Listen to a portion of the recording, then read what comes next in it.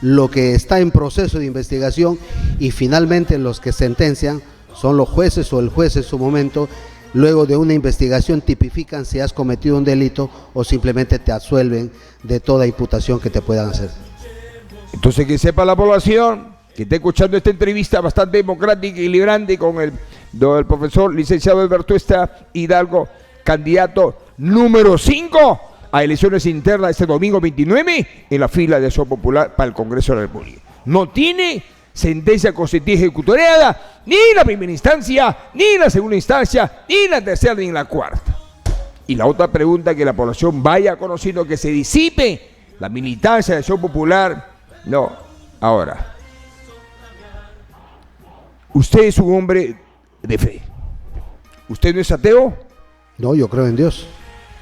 Yo creo en Dios, de familia y de formación, porque me he formado en una institución eminentemente religiosa y además traigo esta formación de familia.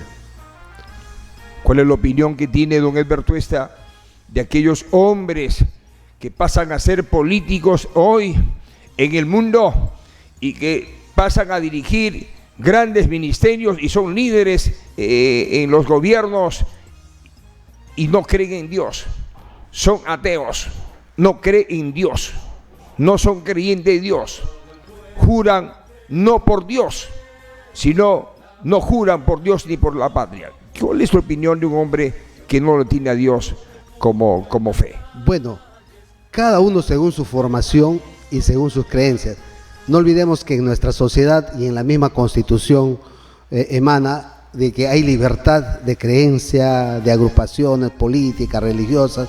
Bueno, eso es un tema de carácter personal, y si nos miramos más allá y nos ligamos al mundo espiritual, vamos a entender que el hombre no es solo materia, él también es espíritu, y esa parte espiritual está formado en su ser, en su inteligencia, en su corazón y en sus sentimientos. Es una opinión eminentemente personal.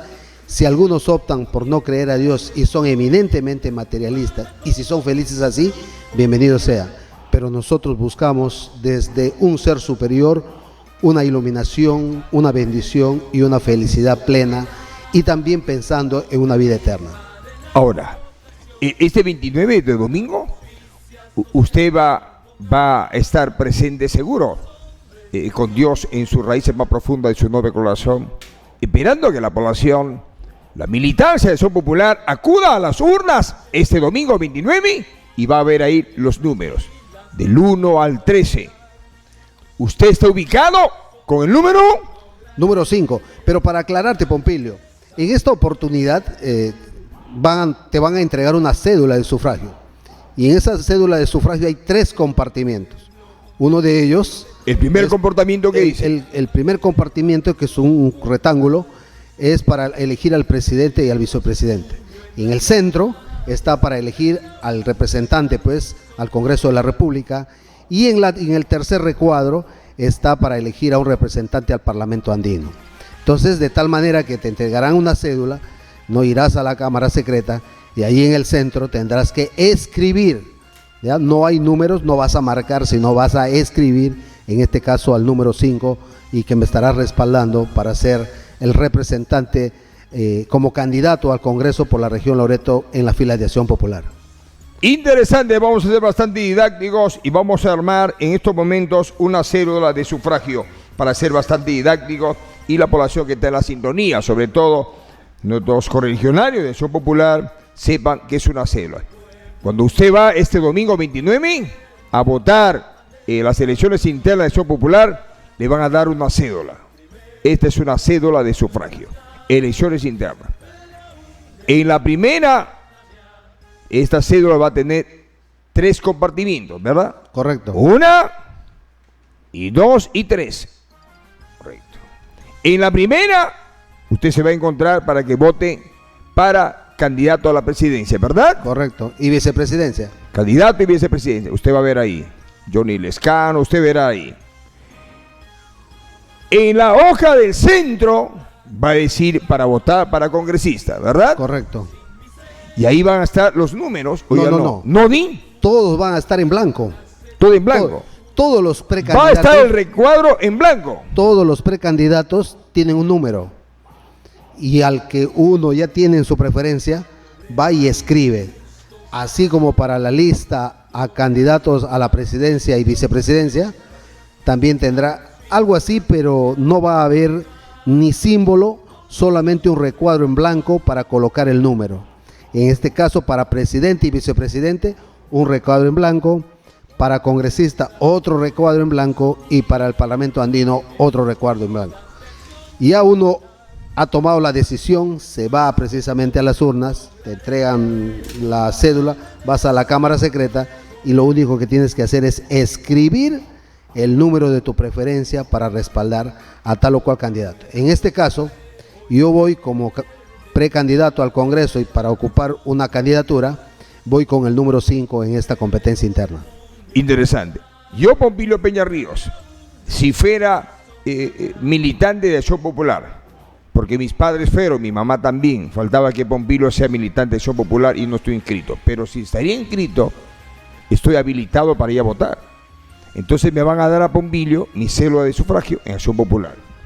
Y me van a dar el lapicero y me voy a las ánforas. Al cuarto secreto me voy, abro la primera y marco por quien quiero yo que sea el candidato a la presidencia de la República. Tengo que escribir el número. Va a escribir. Y voy al cuadro del centro y me encuentro Congreso y me encuentro con un cuadro en blanco, como el que estoy mostrando aquí, el cuadro en blanco. Entonces yo voy a apoyar al negrito de Bertuesta. ¿Qué número debo escribir? El número 5. Yo escribo el número 5. Y en la tercera hoja es para el Parlamento andino. ¿Qué me importa? ¿Quién también marque usted lo que quiera ir? Pero el centro es para elegir acá al candidato al Congreso de la República. Y si usted es simpatizante, militante, un voto a favor del negrito, marque usted en el cuadrito el número 5. Escribí el número 5, le doblo, regreso, le pongo en la sausa y ahí termina las elecciones. Termina el proceso electoral. Interesante. Luego viene el conteo. Le pregunto a usted con mucho respeto, licenciado Bertuesta Hidalgo. Usted es un hombre que cree en Dios, un hombre de fe, es un hombre político, es un académico, un estudioso, y también usted conoce la problemática del país. Como todo estudioso y como todo político, porque he podido visitar su domicilio y he visto que tiene una galería de libros, formación académica. Ahí está el cuadrito. Ahí, más didáctico. Esa es la cédula. Esa es la cédula. El modelo, algo parecido. ¿Ya? Ahí está el primer recuadro, es para presidente y vicepresidente de la República. El segundo recuadro es para congresista de la República, está en el centro. Y el tercer recuadro es para Parlamento andino. Entonces, ¿qué número tiene que marcar en el centro del cuadro la militancia que apoya a Bertuesta? Tienen que escribir el número 5. El número 5. Exactamente. Usted es un político, conoce. Vamos al escenario de que don Bertuesta gane las elecciones internas este domingo. Por ahí dicen que sí, porque tiene experiencia en políticas públicas. Vamos a ver. El domingo, don Bertuesta, usted gana elecciones internas. Si usted gana elecciones internas este domingo 29 con el respaldo de su militancia de Acción Popular, le pregunto. Usted se convierte en el candidato ya oficial al Congreso de la República representando a Loreto. Si será el número 1, el número 2, 3, 4, ¿correcto? Ahí va a salir ya. Ahí ya deje de ser usted el 5, ¿verdad? Es del 1 al 4, ¿verdad? Correcto. Ahora, usted conoce los indicadores de pobreza que tiene el país. Usted conoce los indicadores de denuncia crónica y anemia severa que tiene el país. Usted lo conoce porque es un estudioso y maneja estadísticas. Usted conoce en qué nivel están los indicadores en el sector salud y el sector de educación en el país. También conoce los indicadores, cómo está hoy el agro en el país, en el total abandono, la masa agraria campesina. Usted conoce, porque usted ha hecho un diagnóstico sobre la problemática económica y social que atraviesa hoy el país, peor en esta época de crisis. Usted ha hecho un diagnóstico y conoce la realidad socioeconómica que atraviesa hoy las regiones del país y sobre todo nuestra región amazónica, la región Loreto. como usted ha estudiado gestión pública y usted ha estudiado políticas públicas, ¿qué iniciativas plantearía o plantea ya desde hoy de llegar a ganar las elecciones internas ese domingo, don Edward Tuesta Hidalgo, a favor de la Amazonía, a favor de las regiones apartadas del país, de las regiones marginadas del país? Bueno, cuando hablamos de políticas públicas, ya nos referimos, este concepto se había insertado desde el año 2000 y probablemente para empezar a medir el crecimiento económico del país a través de sus indicadores, y para eso ha tenido que trabajar el INEI muy fuertemente. Desde el 2000 probablemente hasta el año 2014, el Perú era uno de los países dentro de los 7 que había crecido en la región con un crecimiento bruto interno que sobrepasaba el 6.5%. Hoy en día el Perú, y hay que recordar que en aquella época el auge que tuvo el Perú, donde aparecieron grandemente los programas sociales también, Pensión 65, Beca 18, Programa Juntos, todo eso porque el Perú gozaba de un buen crecimiento económico.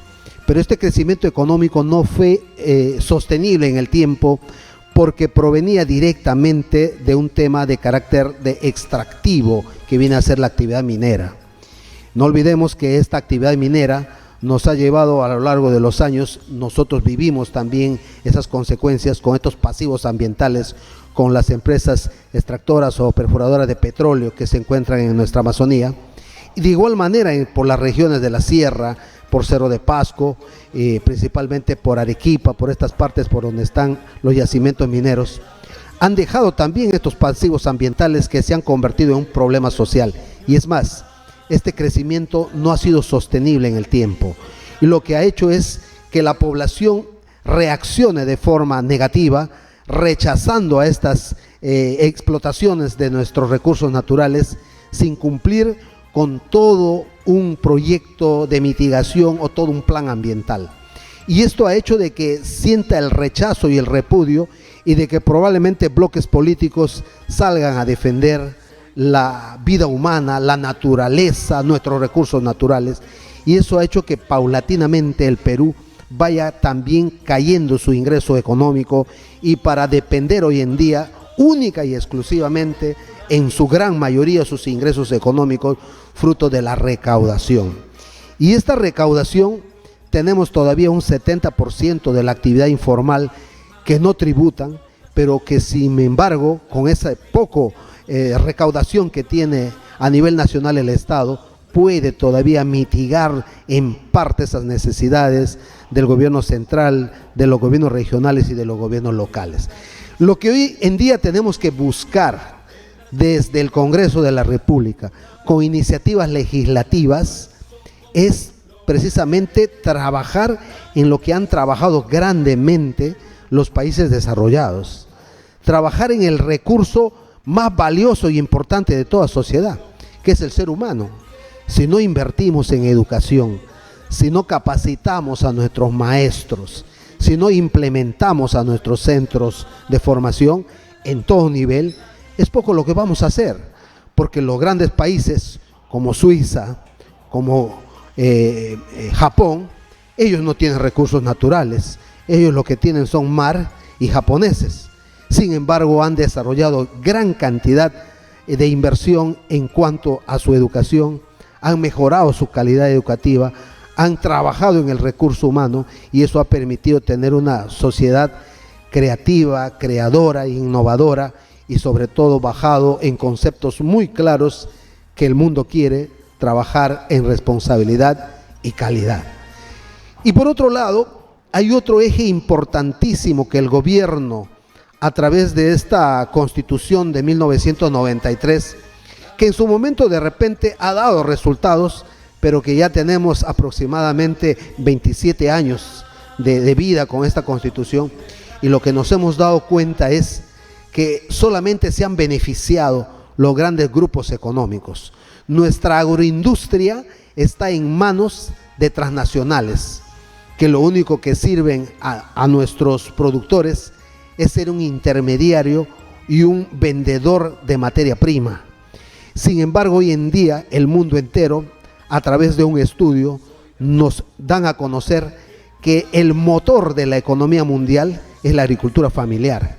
Y esta agricultura familiar que ha estado presente, que ha sido el soporte en el mundo entero, en nuestra provincia, en nuestra localidad, en Yurimaguas y en todo nuestro Perú, han sido precisamente estos hombres, estos campesinos que siempre han estado sueltos a su suerte y donde solamente las empresas transnacionales en todo el corredor del norte del Perú y parte de la sierra peruana tienen extensiones de tierra para trabajar y formar un monopolio comercial con el cultivo de la palta, con el cultivo de la páprica, con el cultivo de los espárragos. Sin embargo, hay otros cultivos que hay que promoverlo. Entonces, el gobierno ya creó una ley para desarrollar el tema de la agricultura familiar. Ahora corresponde, mediante una iniciativa legislativa, trabajar para implementar esta ley. Implementar en una sinergia de tal manera que todas las instituciones del Estado, en un tema de sus competencias, poderles asignar recursos y poder de manera conjunta buscar el desarrollo, promoviendo actividades productivas que tengan mercado, que beneficien, primero garantizar la alimentación de la población para luchar con esos grandes problemas que son grandes brechas que lo has mencionado inicialmente, el tema de la desnutrición y consecuentemente de la anemia. Para ello se tiene que garantizar primero una muy buena agricultura familiar promovida según su competencia desde el gobierno municipal, qué es lo que le compete y cómo debe intervenir, de tal manera que el gobierno regional haga su parte, produce, haga su parte, el INIA haga su parte y todos mediante una sinergia poder trabajar, pero que el Estado asigne recursos para promover estas actividades. Primero, visionando en la seguridad alimentaria para mejorar la alimentación de las familias y segundo, tratar de formar organizaciones, asociaciones y cooperativas para poder encarar a este monstruo del mercado transnacional y poder ser fuertes en bloques cuando tengamos que ofertar los productos a la cual se promuevan. Interesante esta primera respuesta de esta iniciativa de ley que presenta y propone don Edberto Hidalgo en materia de políticas públicas, en materia de producción. Políticas públicas, un proyecto de ley sobre agricultura familiar, sobre dos ejes importantes que es la seguridad alimentaria y la asociatividad. Me parece interesante porque esta ley va abrazado a lo que quiere hoy la masa agraria campesina en el país. Vamos a otro escenario. Me parece interesante, muy acertada esta propuesta de ley de Edberto Hidalgo. Vamos al tema de la productividad en recursos naturales. La ley lo dice, artículo 66 de la Constitución Política del Estado. Solamente el Estado puede administrar la riqueza natural del país que tenemos hoy en el subsuelo. Solamente el Estado puede firmar contratos con grandes transnacionales para que puedan operar la explotación, la exploración y explotación de los recursos naturales en el país y que por ello grandes conflictos sociales se han venido dando en el país, sobre todo el circuito petrolero de Loreto, más de 46 años de producción petrolera salvaje en el país y aún todavía las brechas están ahí, las heridas están sangrando. En la sierra del Perú, en otras partes de costa, sierra y selva, la riqueza natural del Perú, la riqueza minera, la riqueza gasífera está en manos de los grandes monopolios transnacionales. ¿Qué plantea en materia de recursos naturales? ¿Por qué la economía es bastante salvaje en el país? No hay un equilibrio, no hay una buena administración de la riqueza en el país. ¿Qué plantea Edberto Hidalgo desde ya como congresista del Parlamento Nacional? Efectivamente, justo estábamos haciendo un comparativo entre la Constitución Política del 79 y la Constitución Política del año 2003. En esta Constitución Política precisamente del 79 le dan todas las facultades y tiene todo el poder de administrar los recursos del suelo y del subsuelo precisamente el Estado. Y en la Constitución Política del 2003 esas facultades o todo ese derecho que tenía el Estado le trasladan precisamente a las transnacionales cuando vienen a invertir y ellos se convierten desde el momento en que concesionan un espacio minero, ellos son dueños para tomar la mejor decisión y al Estado darle migajas. Sin embargo, en esta parte, antes de pensar de repente en una constitución nueva, yo no es que esté en contra o que quiera defender la constitución del año 2003, muy por el contrario, yo soy de la idea y que de tener esta gran oportunidad de trabajar en ese tema, de reformar esta parte de la Constitución y que el Estado realmente se convierta, como manda la Constitución misma, la madre de la ley de leyes, que el Estado debe cumplir su rol de protector y de regulador. No es posible que un inquilino venga a tu país a apropiarse y hacer y deshacer de tus propias cosas y de tus recursos. Sin embargo, hay que trabajar de manera equilibrada, porque yo tuve la oportunidad de estar en la China y eso fue mi gran preocupación y mi gran pregunta: ¿por qué el éxito de la China? Y ellos nos manifestaban que en un inicio también ellos, sus gobiernos fueron entreguistas, porque después de la Segunda Guerra Mundial ellos se quedaron en la pobreza más grande de toda su historia, nos comentaban ellos, y para empezar a salir han tenido que trabajar duro, han tenido que trabajar en el tema de educación, han tenido que trabajar la parte productiva para garantizar la alimentación de su población, y han tenido que entregar abiertamente también a empresas foráneas su territorio para que vengan a invertir y a extraer sus recursos. Sin embargo, al cabo de un tiempo le dijeron: bueno, señores, ustedes ya recuperaron su inversión y ya ganaron, ahora tenemos que hacer una renegociación a esos contratos que hemos firmado. Y esa renegociación significa que yo también quiero ponerme como parte de un socio de esta empresa, y de tal manera que yo también reciba mayores ingresos que a lo que estoy recibiendo. Y eso es un tema que se debe trabajar con un equipo multidisciplinario. Y hoy en día nadie tiene la varita mágica para solucionar grandes problemas.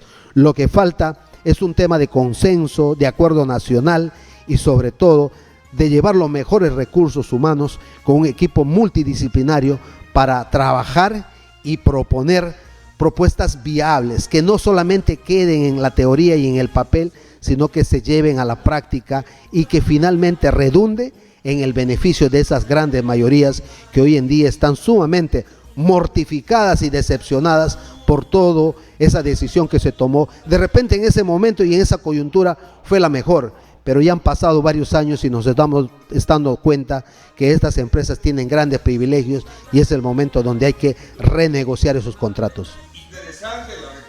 Interesante la respuesta. Han pasado más de 200 años ya vamos a cumplir 200 años de vida republicana en el país, y siempre toda la riqueza del Perú, desde la época de los incas, estaba en manos de los grandes monopolios salvajes en el país. Entonces lo que está planteando don Edward Tuesta en un eventual Congreso de la República como parlamentario es trabajar un proyecto de ley corporativo, colegiado, concertado, para poder modificar, ¿no?, algunos artículos, un cambio de algunos artículos, una reforma constitucional en materia de recursos naturales, que eso permita tal vez que el Perú se convierta en un ejercicio como el modelo Bolivia y como el modelo China, que usted estaba en la China. En la mayoría de la riqueza, un 70% de la riqueza quede en la zona, quede en el país para desarrollar los pueblos, y un 20 o 30% vaya a la empresa operadora de ese recurso. Algo así más o menos se enfoca la propuesta que usted llevaría al Parlamento, don Edward Tuesta. Efectivamente, ¿no? De tal manera que las utilidades sean compartidas, pero no en un tema tampoco de poder hacer correr al inversionista, sino que prudentemente, según un estudio, un análisis, de tal manera que se encuentre un equilibrio de ingresos entre la empresa, que vea recuperar su capital y que también vea utilidades, pero que sean unas utilidades realmente pensando en la mayoría también de los peruanos. Y en ese tema de la negociación tiene que estar el mejor equipo colegiado de nuestro Perú, para que poder sacar, diríamos, ventajas a favor de la clase que siente que el común de los mortales, que esta población que está muy en desacuerdo con todo lo que viene aconteciendo con nuestros recursos naturales en las diferentes zonas de nuestro Perú. Otra propuesta es que sería importante también que hoy lo plasme usted, lo grafique usted ante este público que está en la expectativa, sobre todo esa masa de populistas que están a la expectativa de este programa. Otra riqueza grande que tiene el país, sobre todo la Amazonía, es el bosque húmedo tropical. En el bosque de la Amazonía loretana tenemos un potencial forestal y tenemos 13 millones de humedales, que en cifra los humedales generan miles de millones de dólares anuales solamente porque son sumideros de CO2, captura el dióxido de carbono. Y por otro lado, el bosque forestal ha sido saqueada desde la época del caucho. Usted conoce, porque también conoce mucho de historia del Perú, ha sido saqueada el bosque de la Amazonía del Perú, de Colombia y de Ecuador. ¿Qué plantea don Edward Tuesta llegar al Congreso de la República en estas dos materias? Los humedales, que hoy solamente 435 hectáreas, ni siquiera 500 hectáreas que tiene Costa Rica, recibe anual 3.000 millones de dólares anuales para desarrollar Costa Rica, solamente conservando solamente 400 hectáreas. Loreto tiene 13.000 hectáreas de humedales y un potencial forestal. ¿Qué plantea don Edward Tuesta estando ya en el Parlamento Nacional?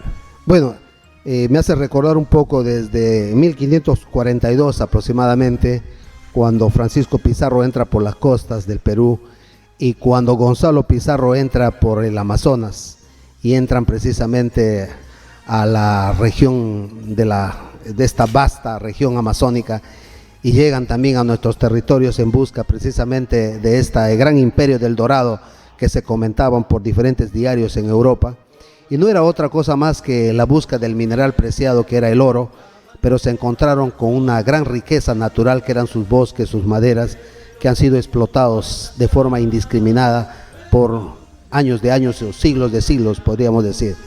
Entonces hoy en día el Estado hasta el día de hoy ha estado de espaldas a todo este accionar en nuestra región. Las leyes existen, las normas están, pero no se aplican, no están implementadas.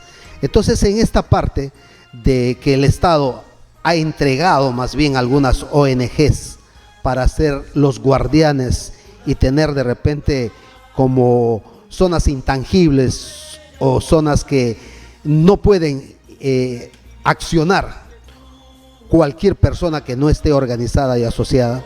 Esto ha hecho también a su vez que estas ONGs ganen mucho cuerpo y finalmente cualquier organización que no tenga esa capacidad financiera y económica para poder sacar grandes réditos con este tema de la captura de carbono en estos grandes humedales que mayormente están conformados por inmensas hectáreas y áreas de aguajales que son excelentes catalizadores del carbono que se encuentra en el medio ambiente.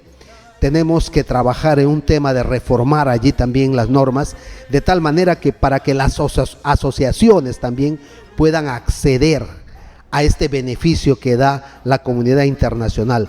No podemos seguir nosotros viviendo, teniendo a una gran riqueza natural de nuestra selva como una vaca sagrada, sin tocarlo, sin aprovecharlo, mientras ellos las 24 horas del día no paran sus chimeneas, no paran sus industrias, nos contaminan, globalizan la contaminación ambiental, transfieren sus empresas a otros países y nosotros seguimos siendo sus filtro para ellos, sus pulmón para ellos y no tenemos una recompensa.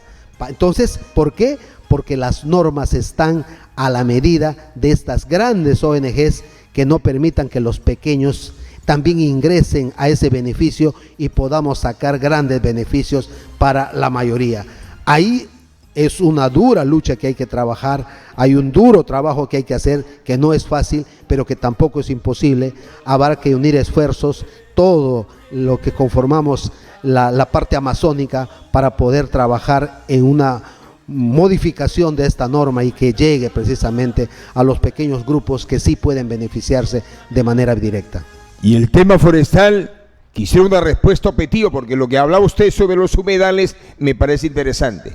El modelo Costa Rica es un ejemplo claro en el mundo.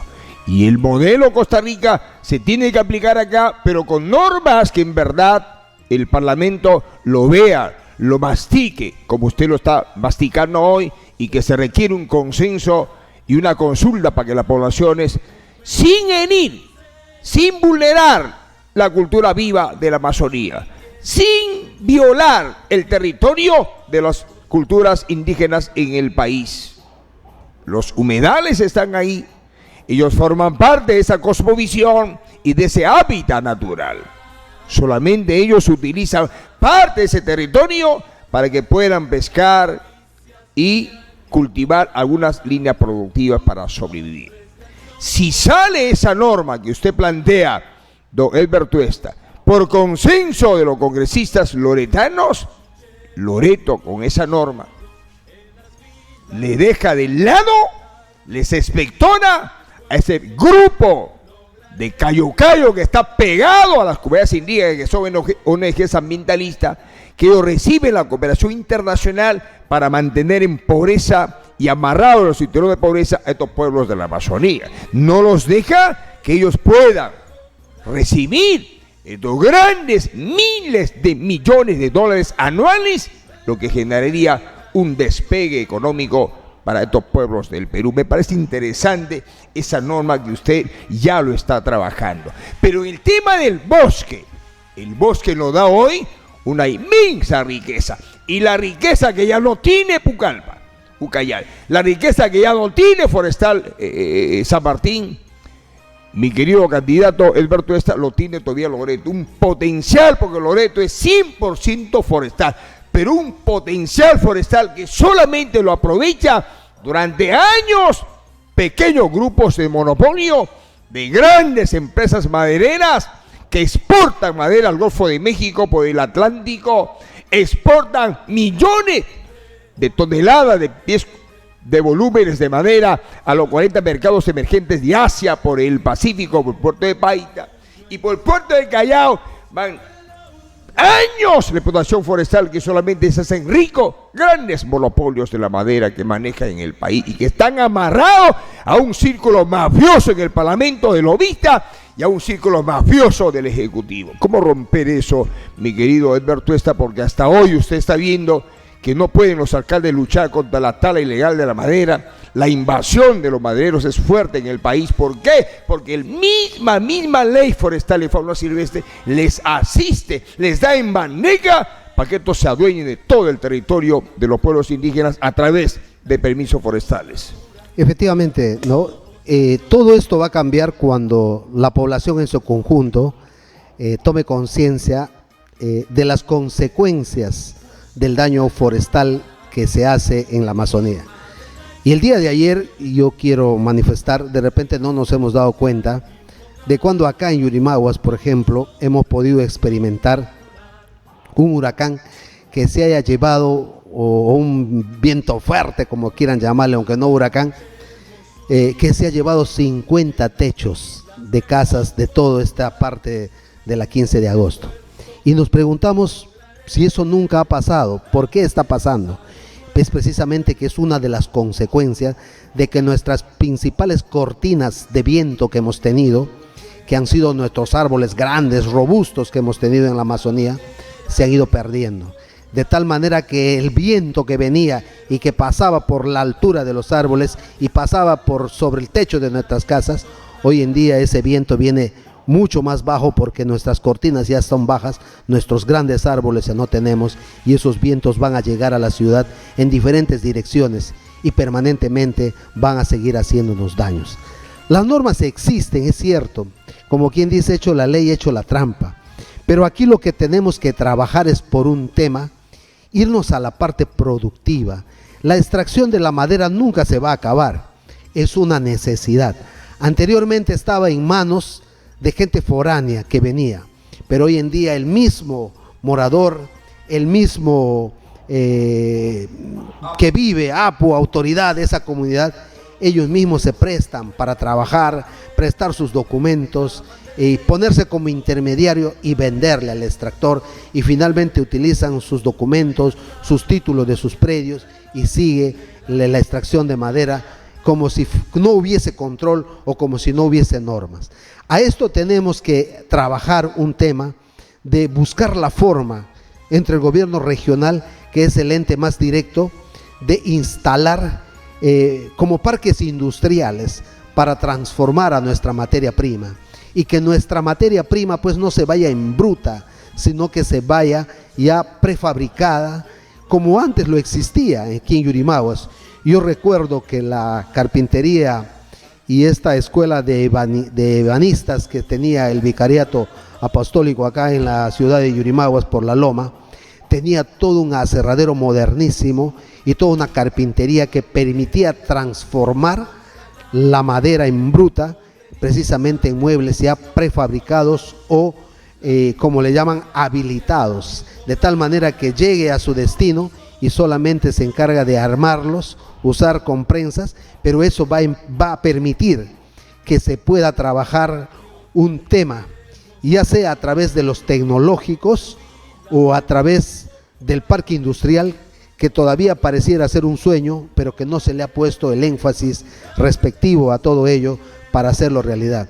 Y otra cosa, los temas de reforestación tienen que ser trabajados con mayor responsabilidad.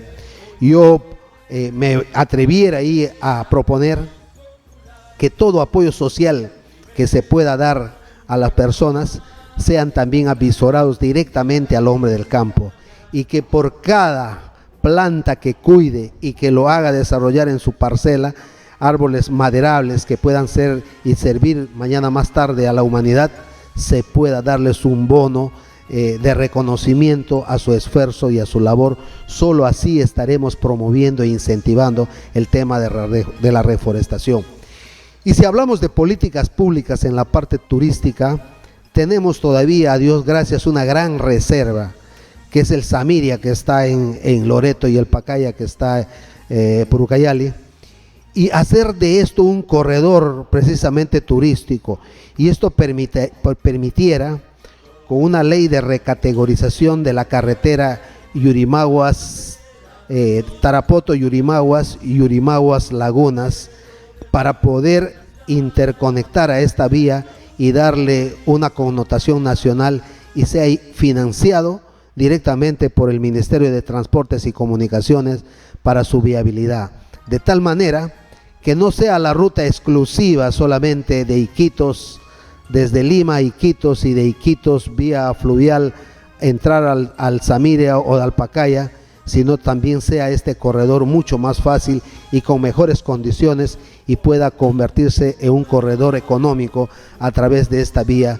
Y allí es un tema donde los congresistas también trabajan en alianza con las autoridades, con el alcalde, con el gobernador regional, para buscar presupuesto en el Congreso de la República, cuando se aprueben presupuestos general de la República, y poder insertar allí un proyecto de esta magnitud que beneficie para el turismo vivencial, el turismo de aventura, el turismo esotérico, el turismo de investigación, que todas esas condiciones lo tiene nuestra reserva, y ahí también se tiene que trabajar de manera conjunta con las autoridades.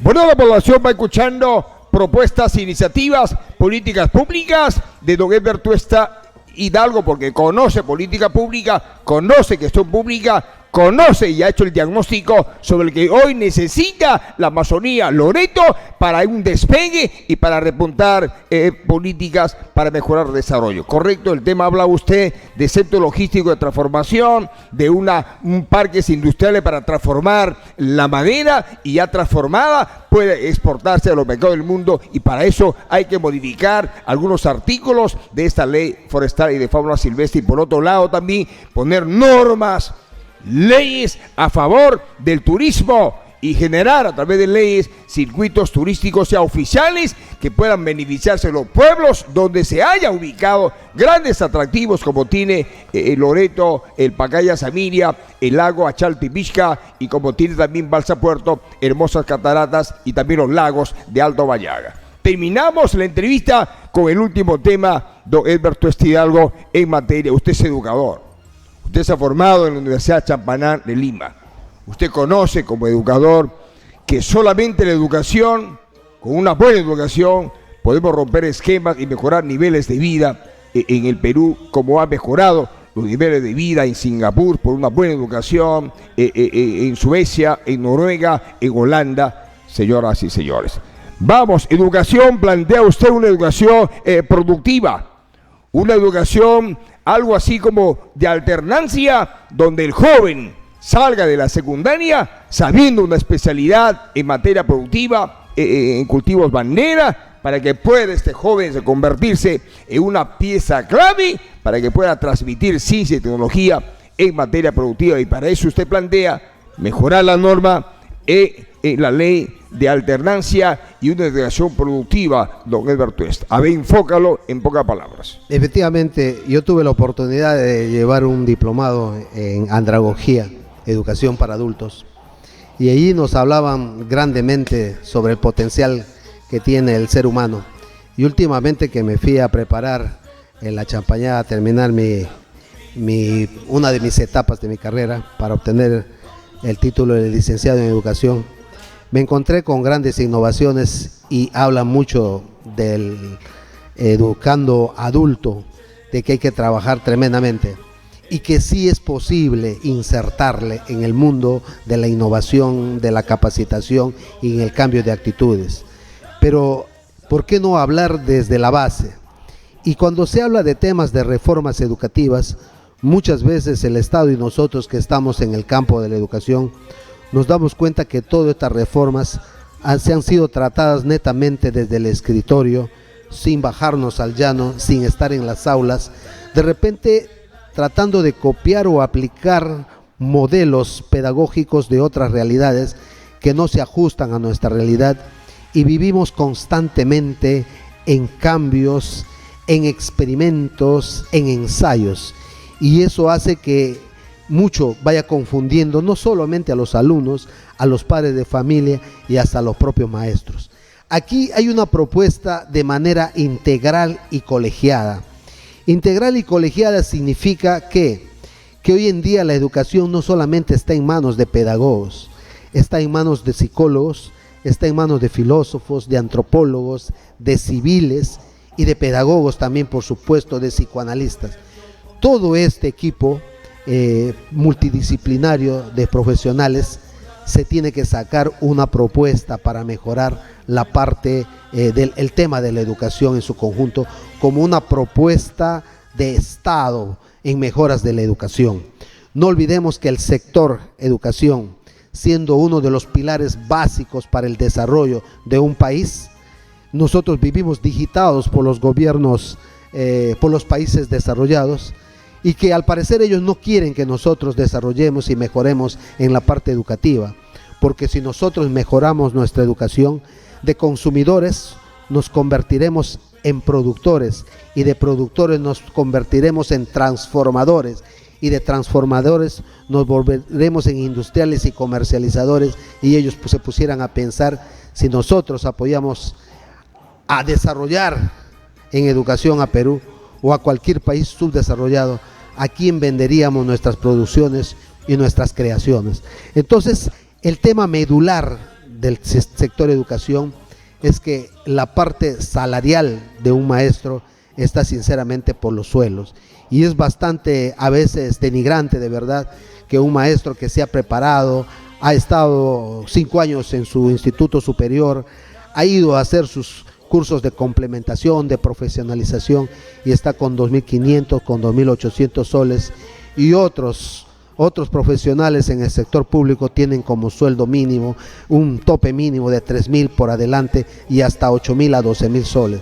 Eso es un gran problema. Realmente somos muchos en el magisterio, pero a pesar de todos, el gobierno tiene que priorizar. Pero eso no es un tema de que solamente está en manos de pedagogos, está en manos de todos, para trabajar todos por esta gran necesidad que se tiene de reformar la parte educativa, pero escuchando a los maestros, escuchando también a los padres de familia y escuchando, quién sabe, también a los estudiantes de educación superior, y de tal manera que esta reforma que se pueda hacer pueda alcanzar para el beneficio y se refleje en bienestar y en mejoras de la calidad de vida del peruano o del ciudadano.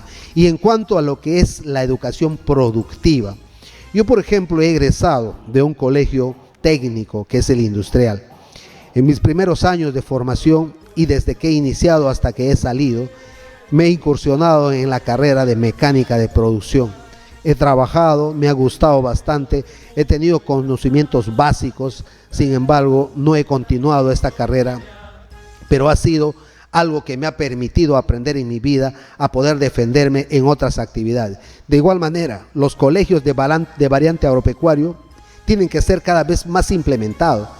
Debe haber mayores recursos, porque el gran problema que tienen los colegios agropecuarios no solamente es pagarle al personal, al profesor para que lleve las clases, tienen que trabajar proyectos o tienen que asignarle recursos para que puedan desarrollar una educación de aprender haciendo en la crianza de diferentes animales domésticos o quién sabe en el manejo de la tierra.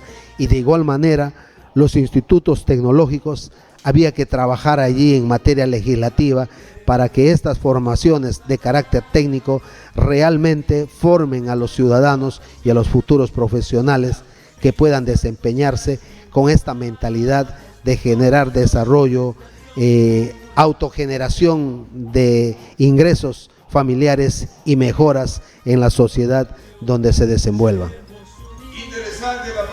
Interesante la parte final, lo que plantea en educación para el trabajo, educación productiva, insertar con un proyecto de ley la educación inclusiva, con planes de negocio a la educación productiva. Planes de negocio para que pueda haber inversión y mejorar los colegios técnicos agropecuarios en el país. Me parece interesante esa iniciativa. Y enfocar mejor el proyecto de ley para la mejora de los sueldos a los maestros del Perú, que años están sufriendo, señor. En la parte final, usted va a irse al Congreso de la República sin ninguna sentencia con sentencia ejecutoriada, no como otros candidatos se van con 10, 20 denuncias penales al Parlamento Nacional. Usted se va casi invicto, mi querido Edward Tuesta. En la parte final tiene usted unos minutos para que se dirija a la militancia, porque este domingo son las elecciones internas de la militancia de Acción Popular. Bueno, Pompilio, en esta parte final yo quiero reiterar mi agradecimiento por la oportunidad que me has brindado para poder hacer llegar unas ideas o propuestas que tengo dentro de esta carrera proselitista con fines de llegar a ganar una elección interna en primera fase y posteriormente ser un candidato que represente por la fila de Acción Popular al Congreso de la República a nuestra región Loreto, y dirigirme a la militancia, especialmente a ellos, porque esta es una fiesta familiar, como he manifestado, y vuelvo a reiterarlo, y no me cansaré de reiterarlo, que esto es una fiesta familiar eminentemente democrática, donde los únicos que van a poder participar son los afiliados, y que tienen un gran compromiso de asistir a este llamado del partido este domingo 29 de noviembre, y que estas elecciones internas se realizarán en el Colegio Agropecuario que queda por las Américas, a partir de las 7 de la mañana hasta las 7 de la noche. Es cierto que hemos tenido un momento coyuntural no muy grato, pero que no hemos sido los responsables de todo ello. No ha sido un golpe de Estado, eso quedó claro. El Tribunal Constitucional se ha manifestado al respecto. No es lo que la prensa quiso vender en su momento, ni los partidos de oposición. Simplemente ha sido un cumplimiento en sus funciones de los 105 congresistas de la República, y en esos 105 congresistas han estado 18 de Acción Popular, pero sin embargo no justificaba en ese momento, eso comparto, esta decisión extrema, pero es así como estamos viviendo este quinquenio, desde que empezó el gobierno de Pedro Pablo Kuczynski, de que hemos vivido en una inestabilidad política. Sin embargo, los llamados a poner el pecho, a levantar la frente y a defender a nuestro partido, somos los auténticos axiopopulistas, porque en los momentos difíciles que atraviesa un partido, como lo hemos vivido en el 68, cuando dieron golpe de Estado a Fernando Belaúnde y fue desterrado, fueron en su momento los populistas de convicción y de lealtad quienes sacaron adelante al partido. Por eso, hoy desde esta tribuna, invito a la militancia a participar masivamente de este acto democrático y puedan elegir al candidato de su preferencia. En esta oportunidad yo estoy precandidateando para un cupo como candidato al Congreso con el número 5. 5 son mis dedos, 5 son las letras de mi nombre, no hay quinto malo y por lo tanto, correligionarios, les esperamos desde las 7 de la mañana hasta las 7 de la noche. Este es un acontecimiento por primera vez que será administrado una contienda electoral interna por la oficina, por la OMPE, y que va a tener precisamente una connotación con todos los protocolos de las leyes sanitarias que mandan en nuestro Perú. Correligionarios, les esperamos y yo les agradezco muchísimo de verdad, porque estoy seguro que van a participar como siempre lo han demostrado, porque el mayor capital que tiene Acción Popular es el capital humano y son todos y cada uno de ustedes correligionarios y correligionarias. Muchas gracias y bendiciones para todos. Bueno, muchas gracias a don Edgar Tuesta Hidalgo, licenciado de Educación, candidato con el número 5 a elecciones internas este domingo 29 en Acción Popular. Es un llamado a toda la militancia Acción Populista de La Pala a asistir de una forma democrática, a emitir su voto, un voto consciente, conociendo quiénes son los 13 candidatos en estas elecciones internas. ¿Cuál número? Aquí está su número de don Edgar Tuesta, es el número 5 en la cédula de sufragio. ¿Qué número deben marcar en la parte final, don Edgar Tuesta? ¿Qué número deben marcar este domingo la militancia de Acción Popular? Deben escribir el número 5 y es el 5, yo estoy seguro que será el número ganador. Interesante. Nos vamos, hasta mañana, ya viene Coquito Moreno. Muchas gracias, Coco Moreno. Tienes una gaseosa o una cervecita en lata por parte del candidato Edgar Tuesta, porque te hemos robado 15 minutos. Muchas gracias, viene Coco Moreno, romántico como siempre, música romántica, Coquito Moreno. Hasta mañana, permiso, Cristo, me voy.